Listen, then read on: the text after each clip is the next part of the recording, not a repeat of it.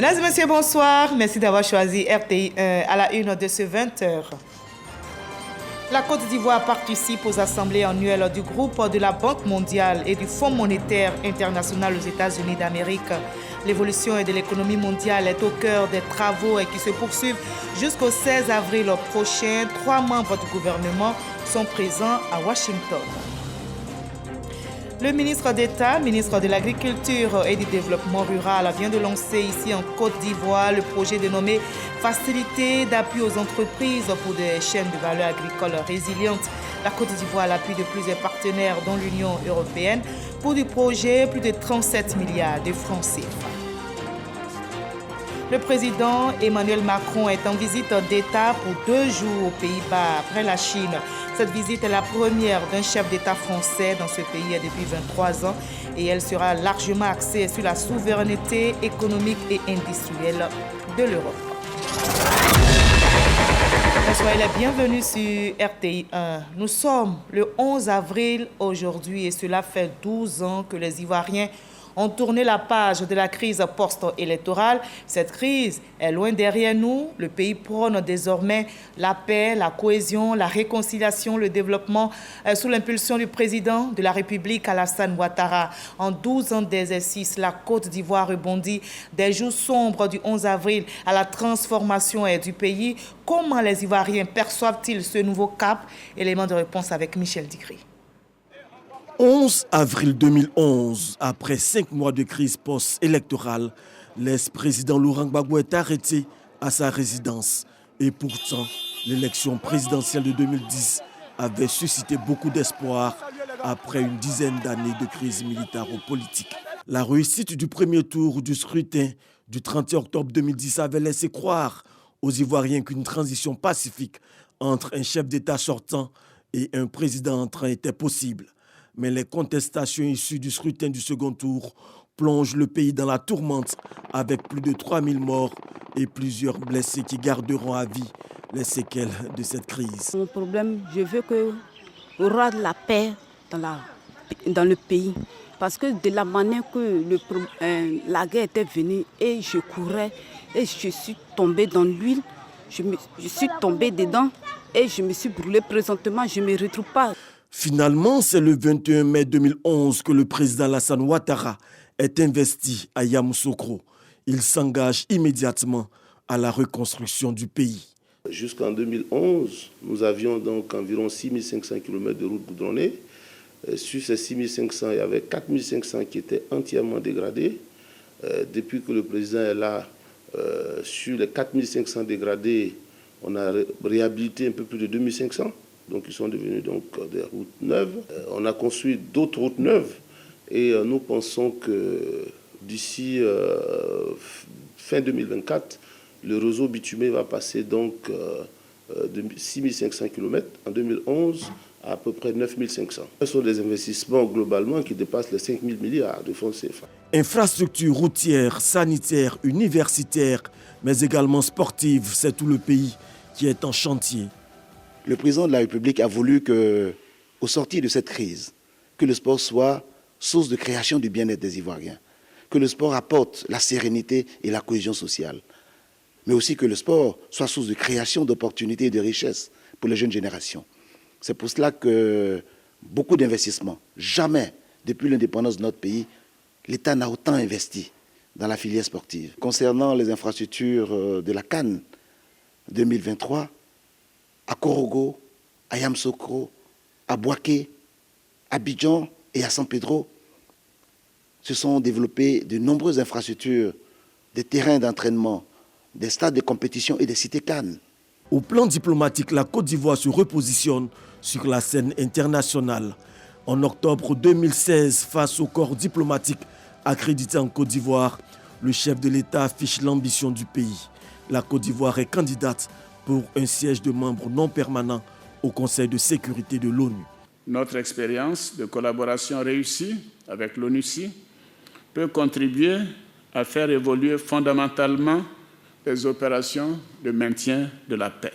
Je voudrais donc en appeler à la mobilisation de toutes nos missions permanentes, ambassades et consulats généraux, pour porter très haut notre ambition, afin qu'au terme du scrutin de juin 2017, l'élection de notre pays au Conseil de sécurité se transforme en un véritable plébiscite.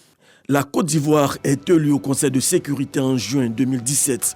Depuis lors, l'offensive diplomatique du pays est en marche. La réconciliation nationale n'est pas en marge de cette dynamique de reconstruction de la nation. Les exilés sont de retour au pays. Après leur procès à La Haye et leur acquittement par la Cour pénale internationale, Laurent Gbagbo et Blé Goudé ont retrouvé la mère patrie et mènent librement leurs activités politiques. Je suis venu. Mon rôle n'est pas de vous révolter. Parce que ce pays a été blessé. Ce peuple a été traumatisé. Le peuple que vous êtes là, vous avez besoin d'un discours qui vous rassure. Il a d'abord réussi à restaurer l'autorité de l'État, assurer la sécurité des personnes et des biens dans ce climat de confusion totale et garantir la sécurité de la Côte d'Ivoire tout entière. Garantir la libre circulation des personnes et des biens sur le pays.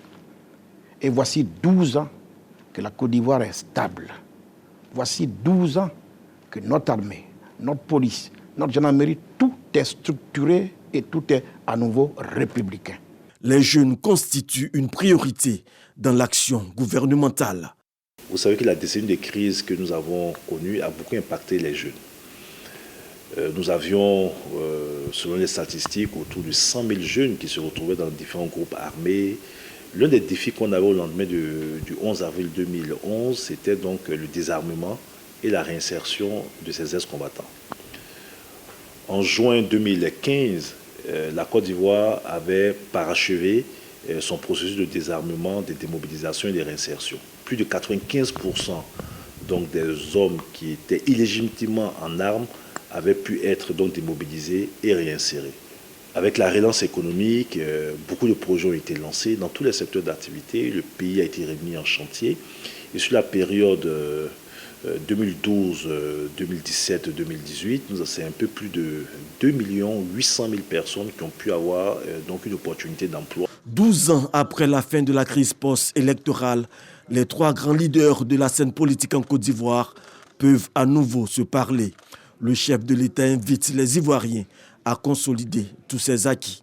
Je vous invite à aborder l'avenir avec confiance et à unir nos forces pour bâtir ensemble la Côte d'Ivoire de demain.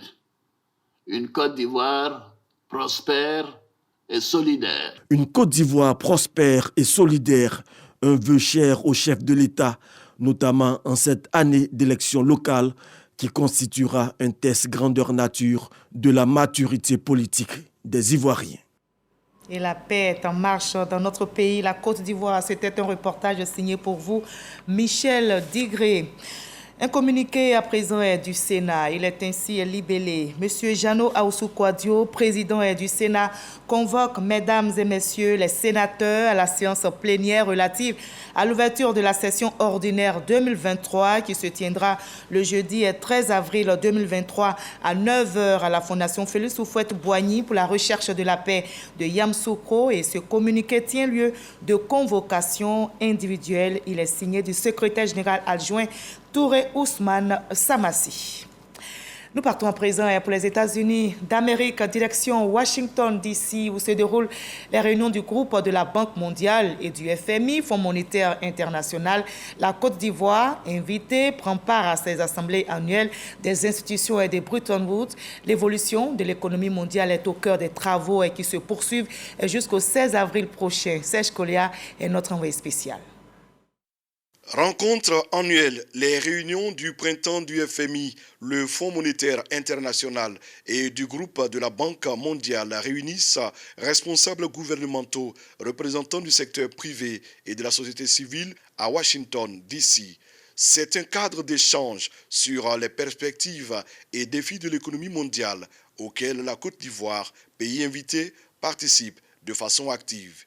Chef de délégation, Adama Coulibaly, ministre de l'économie et des finances, s'est entretenu dès son arrivée avec l'administrateur de la Côte d'Ivoire au FMI. Il était accompagné de la ministre du Plan et du Développement Niale Kaba, et du ministre du Budget et du portefeuille de l'État, Moussa Sanogo. Nous venons de conclure un programme avec le Fonds monétaire international au plan technique. Le programme passera au conseil d'administration du Fonds monétaire international le 22 mai. Donc c'est un programme fort, un programme solide qui sera appuyé par une enveloppe de 2000 milliards de francs CFA, qui est un financement parmi les plus importants que le FMI accorde jusqu'à maintenant. Et cela témoigne de la confiance que le FMI et les autres institutions internationales accordent à la Côte d'Ivoire, qui est bien gouvernée, qui est bien dirigée, sous l'autorité du président de la République, son Excellence M. Alassane Ouattara. Pour une des rares fois, un de nos pays africains va accéder à un niveau de ressources très important, ce qui n'a jamais été le cas. Et ça, c'est dû à la performance de l'économie ivoirienne. Et ça traduit aussi la confiance que l'institution que je représente ici porte à la Côte d'Ivoire. Agenda chargé pour la délégation ivoirienne à ces réunions du printemps du FMI et du groupe de la Banque mondiale. La réunion de cette année se tient dans un contexte assez particulier, marqué par la persistance de la crise Covid, les conséquences, marqué également par la crise en Ukraine et bien sûr l'inflation qui sévit, qui continue, le durcissement des conditions d'accès au marché des capitaux.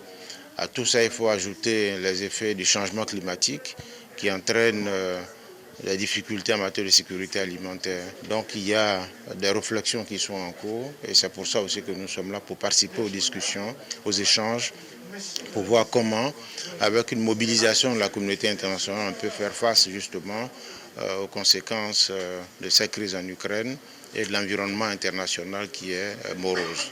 Les réunions de printemps du groupe de la Banque mondiale et du Fonds monétaire international se tiennent du 10 au 16 avril 2023 à Washington. Et loin des États-Unis, ici en Côte d'Ivoire, le ministre d'État, ministre de l'Agriculture et du Développement rural, Koménan Kwasi Agyemang, a lancé le projet dénommé « Facilité d'appui aux entreprises pour des chaînes de valeur agricoles résilientes ». La Côte d'Ivoire a l'appui de plusieurs partenaires, dont l'Union européenne. Et ce projet sera conjointement financé à hauteur de plus de 37 milliards de francs CFA. Frédéric Ola et Jean Magagui. Facilité d'appui aux entreprises pour des chaînes de valeur agricoles résilientes. Ce projet d'un portefeuille global de près de 37 milliards de francs CFA vise la compétitivité des chaînes de valeur agricoles et le développement des capacités opérationnelles des acteurs. Il est financé par l'Union européenne et l'Organisation des États d'Afrique, des Caraïbes et du Pacifique et le ministère fédéral allemand de la coopération économique et du développement.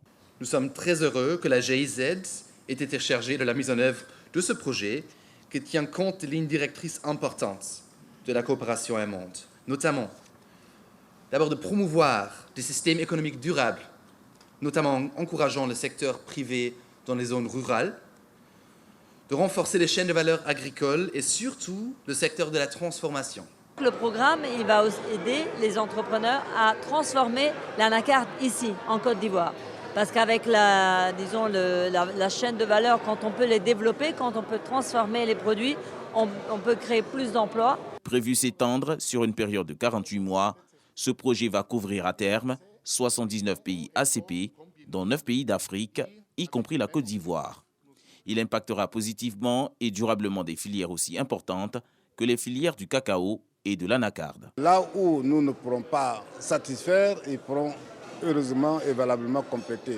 C'est comme ça donc que ça se passe dans la filière cajou, avec cette plateforme qui donc permet de mettre bout à bout les efforts, de mettre bout à bout les moyens qui nous arrivent, de telle sorte à solutionner sur chaque maillon de la chaîne de valeur les problématiques qui se posent. La mise en œuvre de ce programme agricole entend attirer des financements et des investissements, en particulier vers des pratiques et des chaînes de valeur à faible émission de CO2 et beaucoup plus résiliente au changement climatique. Toute réflexion, tout projet et toute recherche dont la finalité est de fournir à notre État des moyens de production durables dans nos filières de base, tant au niveau alimentaire qu'au niveau des produits de rente, ne peut qu'emporter notre pleine adhésion et susciter de notre part tout l'accompagnement institutionnel nécessaire.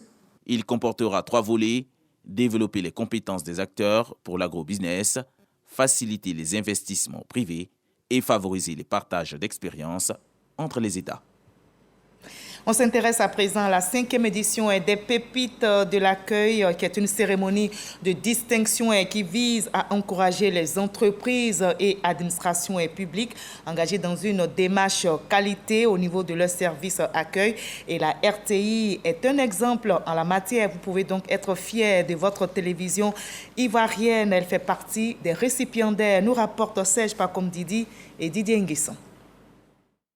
Une trentaine d'entreprises et d'administrations publiques distinguées à l'occasion de la 5e édition de la cérémonie de distinction, les Pépites de l'accueil, un baromètre national de la qualité de l'accueil. Nous enquêtons physiquement et sur les appels. Je formule le vœu que toutes les entreprises et les administrations publiques s'inscrivent dans cette démarche afin que nous puissions avoir une Côte d'Ivoire accueillante et que l'environnement des affaires aussi soit au top.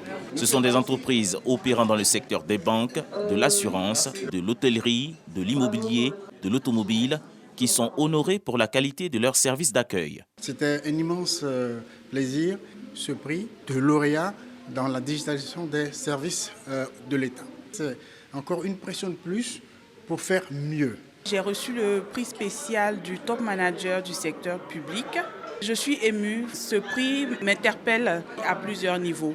Il s'agit de cultiver l'excellence. Au rang des récipiendaires figure la radiodiffusion télévision ivoirienne qui repart avec le prix audiovisuel des Pépites de l'accueil 2023. Les ministères de la Santé, de la Communication et celui du Tourisme ont également été distingués. Le ministre Siandou Fofana encourage les lauréats et lance un appel aux entreprises à s'engager dans cette démarche qualité. Ceci vient pour bonifier l'offre et à faire en sorte que nous qui travaillons dans le domaine de l'hospitalité, il y ait plus de fréquentation pour la destination Côte d'Ivoire et qu'au-delà, nous ayons la possibilité de célébrer la qualité des services qui fera en sorte que nous pilotions avec aisance la compétitivité de notre destination et de l'économie en général. Pour cette édition 2023, les Pépites de l'accueil enregistrent 300 entreprises sélectionnées sur 2000 nominés. La République ne les oublie pas. Les familles sinistrées d'Abouadou, Pencro, sous-préfecture de Ouélé, dans la région de Lifou, après le passage d'une tornade en février dernier, ont reçu la visite d'une délégation du ministère de la Solidarité, de la lutte contre la pauvreté. Cette tornade, je rappelle, a détruit 72 habitations et fait 4 blessés graves. Après le passage de la tornade qui a impacté Aboua-Pencro, sous-préfecture de Ouélé, en février dernier, 94 ménages sinistrés ont reçu la compassion du gouvernement. Le ministère de la Solidarité et de la lutte contre la pauvreté apporte le soutien du gouvernement aux familles sinistrées, en vivres, non-vivres et en numéraire, le tout d'une valeur de 5 millions de francs CFA. Cette marque de solidarité-là, c'est déjà pour traduire en acte la vision du chef de l'État qui veut qu'aucun habitant de ce pays ne se sente exclu.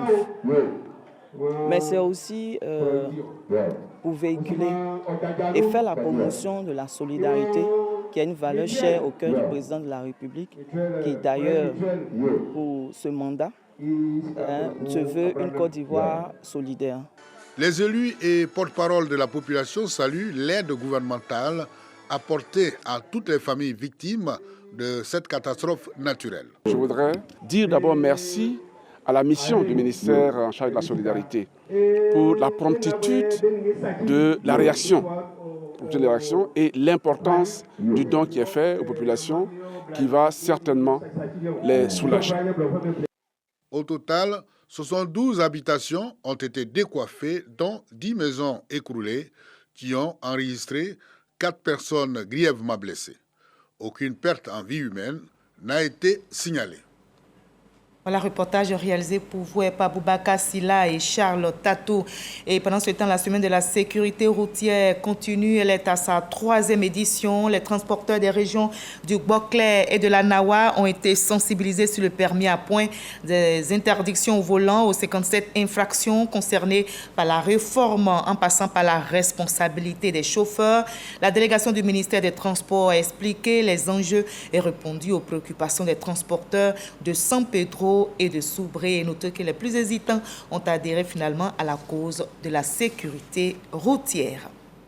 On a célébré Pakinou en Pays Baoulé. Le président du Sénat, Jano Aoussou-Kouadio, nous allons le voir, s'est rendu dans plusieurs localités de la région du Bélier pour célébrer avec les populations Pakinou, comme on le dit en Pays Baoulé. Dans la sous-préfecture de Tiendié-Kro, il a prôné la paix, la cohésion et l'entente, nous rapporte Kader Sokotoko. Asioué, un regroupement de 3 villages dans la sous-préfecture de Tiendié-Kro. La localité vit au rythme de Pakinou 2023. Dans les ménages, les femmes s'activent à la cuisine. Asioué, un regroupement de 3 villages dans la sous-préfecture de Tiendié-Kro. La localité vit au rythme de Pakinou 2023. Pour Pakinou, Asioué reçoit un invité de marque, le président du Sénat, Jano Aoussou-Kouadio, élu jeunes et femmes. Tous saluent cette présence remarquable d'un frère pour certains, un père pour d'autres et un leader pour tous. Toutes les femmes d'Assioué réunies aujourd'hui vous disent merci. Merci pour tout ce que vous faites. Jano Aoussou-Kouadio place Pakinou 2023 sous le signe de la paix, la cohésion et le développement. Pâques, c'est une fête chrétienne. Les Baoulés se sont appropriés Pakinou. Parce que c'est la résurrection, c'est la renaissance. Alors, renaissance pour le développement économique et social de la Côte d'Ivoire, pour la prospérité de la Côte d'Ivoire. Avant de quitter Asioué, le président du Sénat, Jano Aoussou-Kouadio, a procédé à la pose de la première pierre du foyer des jeunes. Rendez-vous a été pris au Pakinou 2024 en vue de son inauguration. Pakinou a été célébré aussi à Kofi et Konanko, au département de Bokanda. Les populations heureuses ont aussi célébré la fête de la lumière dans leur village. Et cette célébration a été mise à profit par le ministre Konan Kouadio Bertin, cadre de la localité, pour rendre hommage au chef de l'État pour toutes ses actions de développement. Charles Tatou.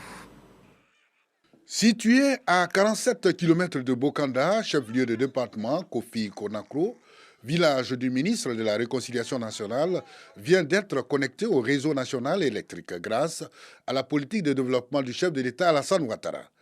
Pakinou, moment choisi pour célébrer l'arrivée de la lumière et rendre hommage au président de la République.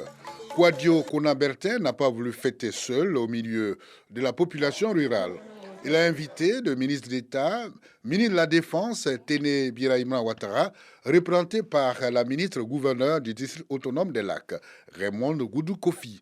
De même, la ministre d'État, ministre des Affaires étrangères, Kandia Kamara, et le président du Conseil économique, social, environnemental et culturel, Aka Oulé, qui ont rehaussé la cérémonie de leur présence.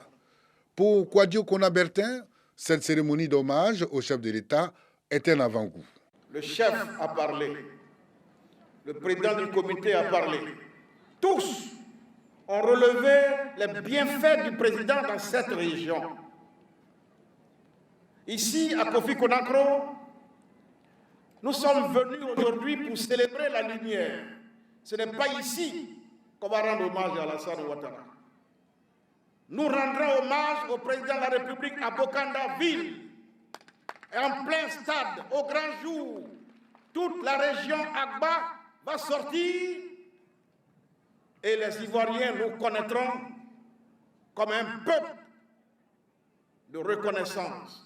Raymond Goudou Kofi de soutenir que nul n'a le droit de connaître seul le développement. Et en ce jour heureux de Pâques que nous célébrons, sortons de l'obscurantisme, rentrons dans la lumière et confions notre président de la République que nous magnifions ce jour aux mains miséricordieuses de notre Dieu, omniprésent, omnipotent, et que surtout notre Seigneur lui accorde santé et paix du cœur ainsi que la longévité.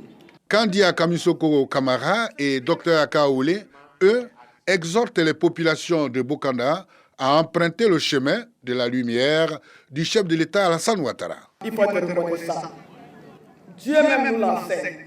Celui qui n'est pas reconnaissant à son semblable ne pourra pas être reconnaissant à Dieu. Parce que quand quelqu'un fait quelque chose de bien, il faut le lui reconnaître. Il faut le lui reconnaître parce que ce qu'il a fait est bien. Il faut le lui reconnaître. Ça pourrait l'encourager à faire plus. Le développement est action. Pourquoi ne pas le dire? Le président Alassane Ouattara demeure pour nous le leader incontestable qui favorise en nous le choix de le suivre en toute liberté de conscience, en nous enseignant qu'aujourd'hui, la meilleure façon de démontrer que l'on aime son pays, ce n'est pas de le chanter, mais c'est de le développer. Et c'est ce qu'il fait. Le village de Kofi Konakro a été équipé à moyens de mobilité en matière de santé. Une ambulance médicalisée, dont du ministre de la Santé, de l'Hygiène publique et de la couverture maladie universelle. Voilà, fini Pakinou. Le ramadan se poursuit et ce mardi marque le 20e jour du mois du jeûne musulman. Le ramadan tire donc vers sa fin et il est plus que demandé aux croyants de redoubler d'efforts dans les actes d'adoration. La particularité de cette dernière décade est qu'elle recèle la nuit du destin. Explication détaillée avec Mahama Traoré. Quand les 10 derniers jours du ramadan arrivaient, le prophète sallallahu alayhi wa sallam attachait son pain. Il réveillait sa famille et il passait toute la nuit en adoration. Autant dire que la dévotion demeure le maître mot de cette dernière décade du mois de Ramadan.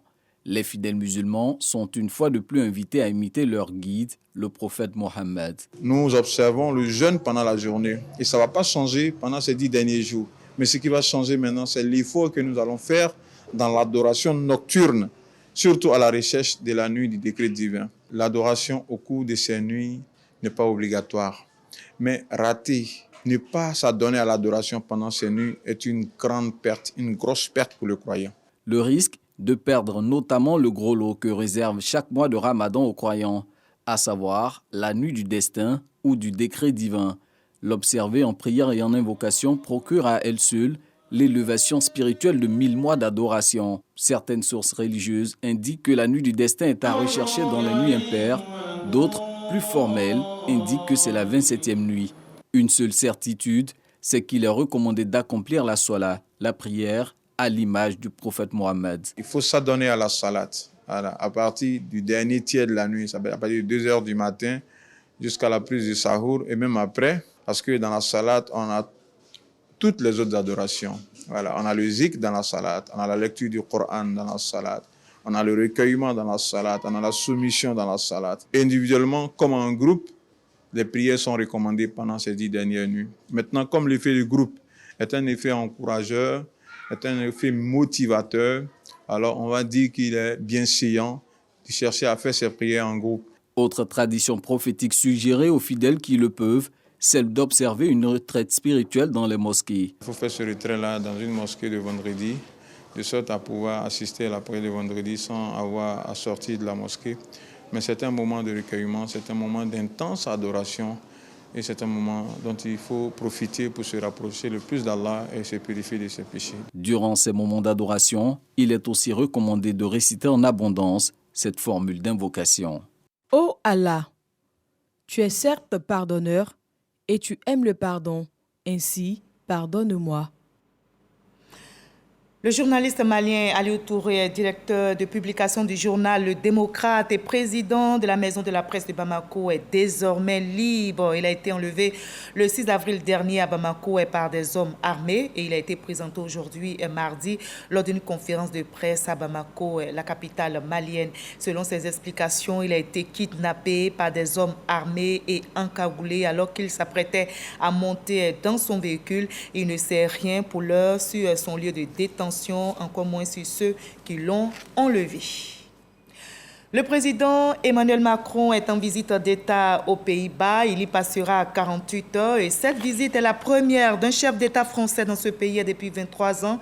Elle sera largement axée sur la souveraineté économique et industrielle de l'Europe et signe aussi le rapprochement des deux pays, la France et les Pays-Bas, depuis la décision en 2016 du Royaume-Uni de quitter l'UE. Comme en Chine, la semaine dernière, la crise des retraites reste omniprésente en arrière-plan de ce déplacement du président français à l'avant-veille d'une nouvelle journée de mobilisation en France et à 3 jours de la décision du Conseil constitutionnel sur la réforme des retraites. Vous l'avez donc imaginé, c'est la fin de ce 20h. Merci à vous tous de l'avoir suivi, mais ne décrochez surtout pas. Juste après ce journal, vous aurez le débat politique. Fatim Gueye et ses invités seront sur RTI1. Le thème débattu ce soir est crise ivoirienne. Comment la Côte d'Ivoire s'est relevée de cette tragédie. Passez une très belle soirée sur RTI1 et moi je vous retrouve avec le même bonheur, le même plaisir, le même sourire demain 20h sur ce même plateau.